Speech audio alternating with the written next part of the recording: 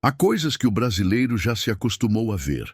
Autoridades protegidas, enquanto o cidadão comum é silenciado.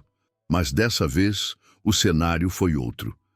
Em meio a uma audiência solene, com transmissão ao vivo, a ministra Carmen Lúcia tentou repreender publicamente Nicolas Ferreira. O que ela não esperava era a reação que viria. Ele não hesitou, não se intimidou, e o que se seguiu foi uma verdadeira demonstração de firmeza, daquelas que ficam marcadas. A cena tomou as redes, ganhou manchetes e despertou debates acalorados, tocando numa indignação que já estava latente, quando um jovem parlamentar decide encarar de frente uma das figuras mais imponentes do país, algo se transforma. E quem presenciou esse momento sentiu a intensidade do que estava acontecendo. A audiência do Congresso naquele dia não era apenas um evento político, era um campo de confronto. O tema oficial era a liberdade de expressão, mas todos ali sabiam que o assunto era maior. Havia tensão no ar, um embate de ideias, de princípios, de coragem. Nicolas, sentado em seu lugar, aguardava com atenção. Conhecido por seus discursos diretos e sem rodeios, ele se preparava para dizer aquilo que muitos evitam. Ao pegar o microfone, foi direto. Denunciou o que classificou como ativismo judicial e apontou críticas contundentes ao Supremo Tribunal Federal. Afirmou que a Corte havia deixado de zelar pela Constituição para decidir por conta própria o que pode ou não ser dito. Falou com a segurança de quem sabe que será desafiado, mas também ouvido. A reação no plenário foi imediata. Expressões tensas entre parlamentares, juristas e jornalistas. Em meio aos murmúrios, um silêncio carregado tomou conta do ambiente. Foi então que a ministra Carmen Lúcia, com sua postura serena, pediu a palavra. Usando um tom firme, mas calmo, ela fez questão de se posicionar. Disse que aquele espaço era uma república e não uma arena, advertindo o deputado sobre suas palavras. A fala da ministra teve peso, não apenas pelo conteúdo, mas pela autoridade simbólica que ela representa. Alguns aplaudiram, outros apenas observaram, atentos ao que viria depois. Nicolas não respondeu de imediato. Respirou, observou a sala e calculou cada passo.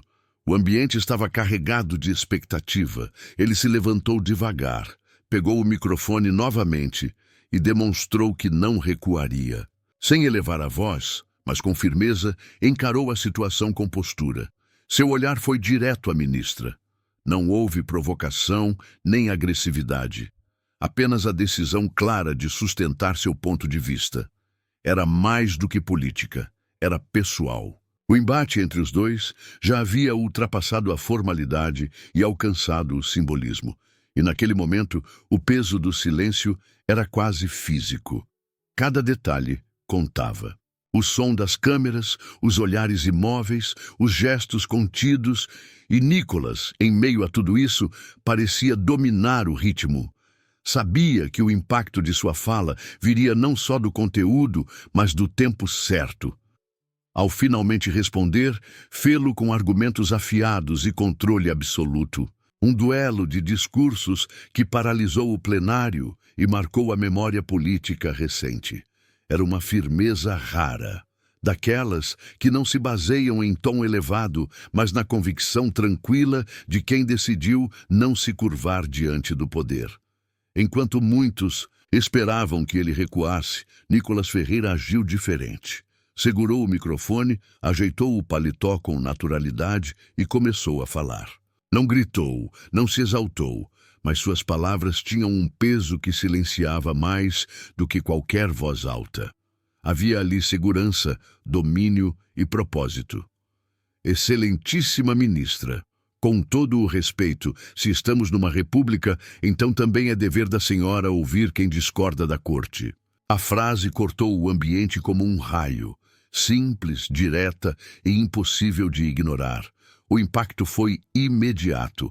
Alguns presentes esboçaram murmúrios contidos, outros arregalaram os olhos. Aquilo não era apenas uma resposta, era uma afirmação.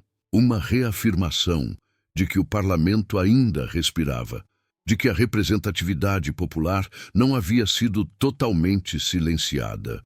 E naquele instante, Nicholas parecia representar milhões que sentem que suas vozes têm sido ignoradas em decisões tomadas à distância do voto. Enquanto muitos esperavam submissão, ele devolveu um gesto de firmeza, não agressivo, mas inegavelmente incisivo.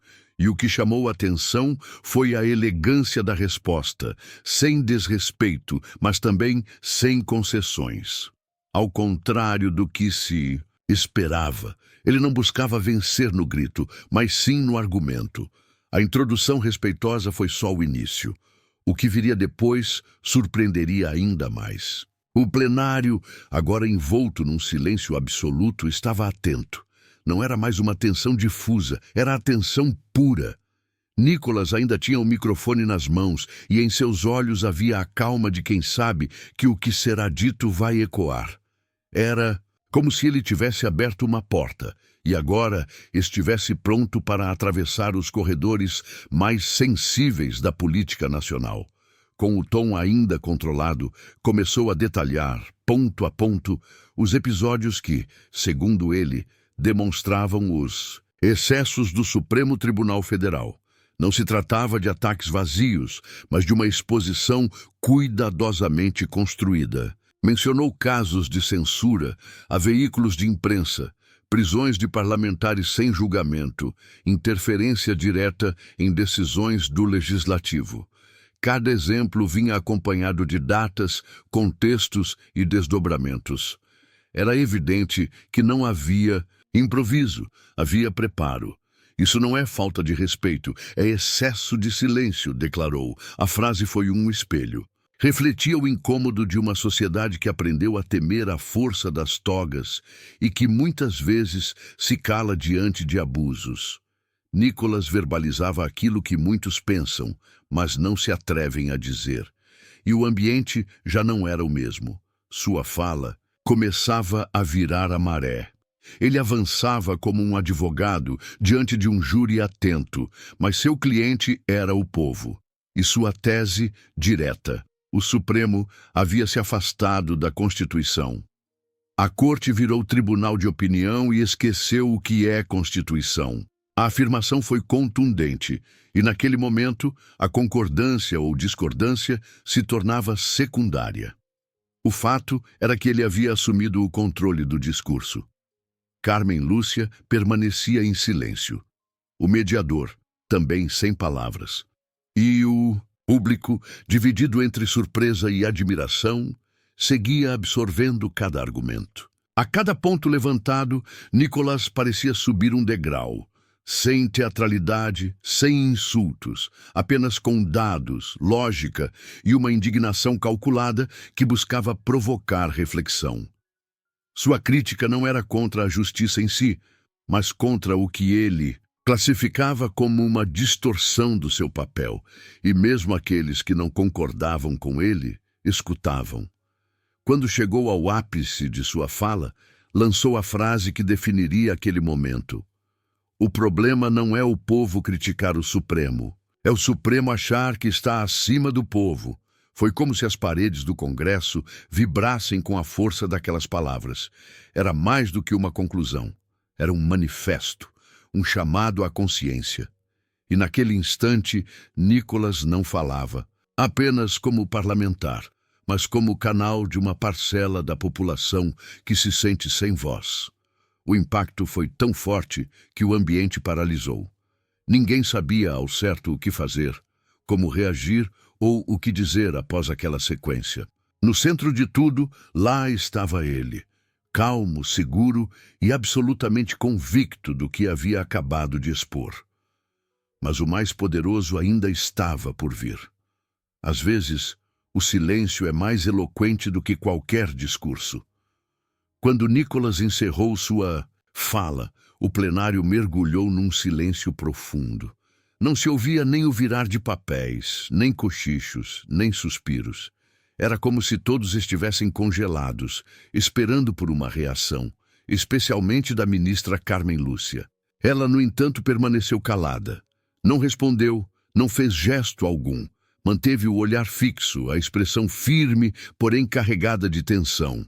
Uma mulher acostumada a comandar os debates com autoridade e presença parecia, pela primeira vez, ter sido atingida por algo mais potente que qualquer argumento técnico. Uma verdade direta, desprovida de filtros acadêmicos. Não era um debate jurídico, era uma interpelação pública. E talvez por isso mesmo, Carmen tenha preferido se resguardar no silêncio. Talvez por contenção, talvez por prudência. O mediador da audiência, visivelmente constrangido, tentou mudar o rumo dos acontecimentos. Chamou o próximo orador como quem tenta abafar uma fogueira com um sopro. Mas já era tarde. O foco do público havia se desviado completamente da pauta oficial. Todos os olhares permaneciam presos aos dois protagonistas do confronto, com atenção redobrada sobre a ministra, agora envolta no peso de uma autoridade desafiada sem conseguir responder. A imagem estática de Carmen Lúcia, em silêncio, foi registrada por uma infinidade de celulares e câmeras, e sua falta de reação, inesperada e carregada de significado, passou a ser o centro das discussões. Em um ambiente onde cada palavra é cuidadosamente pensada, o silêncio pode se tornar a declaração mais retumbante. E foi exatamente o que aconteceu. Para muitos, aquela ausência de resposta soou como um passo atrás. Nicholas, por sua vez, permaneceu por mais alguns segundos em pé. Não demonstrou euforia, tampouco celebrou. Apenas se afastou do microfone e voltou ao seu assento com a tranquilidade de quem cumpriu seu propósito. Ele não buscava aplausos, tampouco uma vitória retórica. O objetivo era claro, dar voz a um incômodo coletivo. E ele o fez com precisão quase cirúrgica. Nos bastidores, o clima era outro. Assessores trocavam olhares inquietos. Alguns falavam ao telefone, outros digitavam sem parar. A audiência havia deixado de ser apenas um debate técnico sobre liberdade de expressão. Transformou-se em um ponto de inflexão na relação entre o Poder Legislativo e o Supremo Tribunal Federal. Mas a dimensão do que estava por vir ainda era desconhecida. Do lado de fora do Congresso, o impacto começava a se espalhar.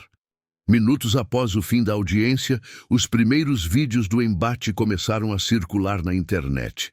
Um recorte de 30 segundos com a frase "A Corte virou tribunal de opinião", em destaque. Espalhou-se com a velocidade de um relâmpago pelas redes, em grupos de mensagens, no X, antigo Twitter, e em perfis conservadores no Instagram. O trecho viralizou com força.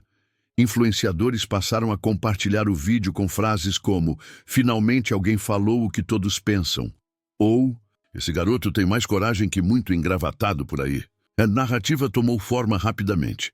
Um deputado jovem, articulado, encarando de frente uma figura poderosa do STF e, para muitos, vencendo no campo das ideias.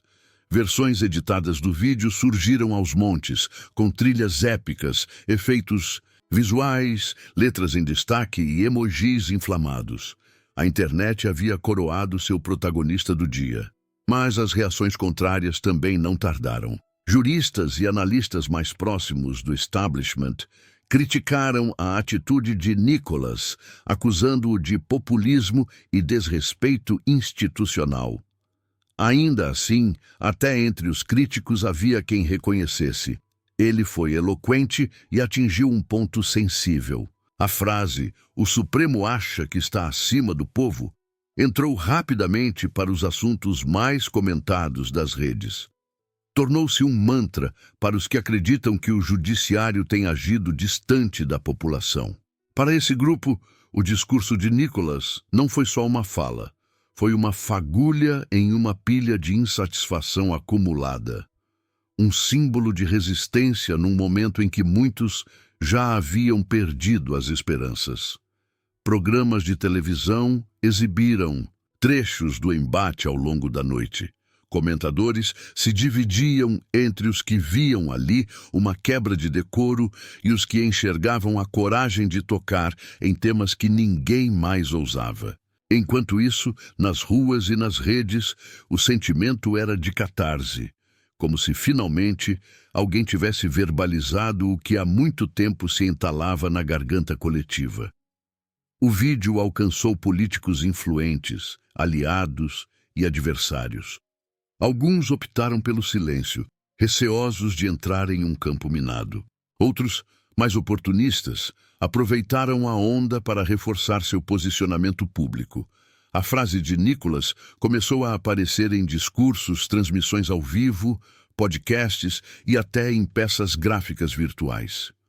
O Congresso era apenas o ponto de partida. O debate havia extrapolado suas paredes. E enquanto tudo isso ganhava corpo, Nicolas Ferreira permanecia em silêncio. Nenhuma nova declaração, nenhuma nota oficial. Seu silêncio, porém, não era ausência. Era cálculo. Às vezes, depois de lançar uma pedra em um lago calmo, o mais sábio é observar os círculos que se formam. O episódio ultrapassou a troca de palavras. Foi um raro instante em que a política sai do controle dos roteiros e vira algo vivo, histórico. Nicolas não precisou alterar o tom, nem desrespeitar sua interlocutora. Apenas expressou o que uma parte significativa do país sente, mas poucos ousam verbalizar. E o silêncio da ministra, naquele contexto, acabou por falar mais do que qualquer resposta poderia ter feito. A grande provocação deixada no ar foi outra.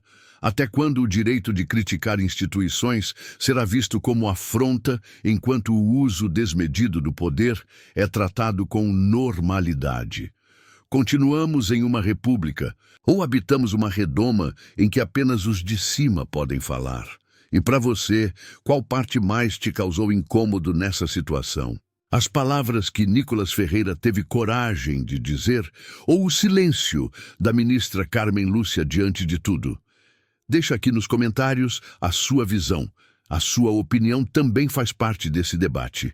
E se você quer continuar acompanhando fatos que dificilmente aparecem na mídia tradicional, aproveita para se inscrever no canal e ativar o sininho, porque aqui a verdade não se cala.